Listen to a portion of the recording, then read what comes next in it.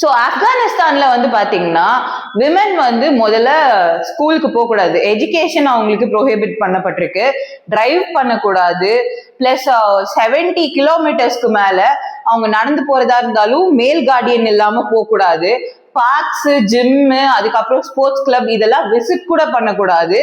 And certain ஏரியாஸ்ல வந்து பாத்தீங்கன்னா அவங்க ஃபேமிலி கூட இல்லை அப்படின்னு சொல்லிட்டா அவங்க சத்தமா பேசவோ இல்லை பாடவோ கூடாது. இதெல்லாம் சாம்பிள் மட்டும்தான், இன்னும் நிறைய ரூல்ஸ் இருக்கு.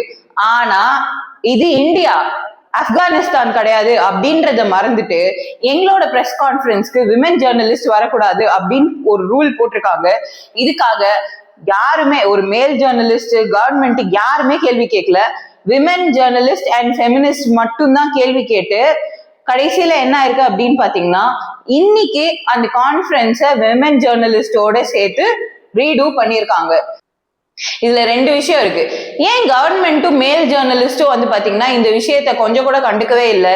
இது இந்தியா தானே, அவங்க இங்க வந்தா இந்த ரூல்ஸை மதிச்சுதானே ஆகணும். இதை பத்தி ஏன் அவங்க ஒரு கேள்வி கூட கேட்கல? இது எல்லாத்துக்குமே விமன் ஜேர்னலிஸ்ட் அண்ட் ஃபெமினிஸ்ட் மட்டும்தான் வாய்ஸ் ரைஸ் பண்ணியிருக்காங்க.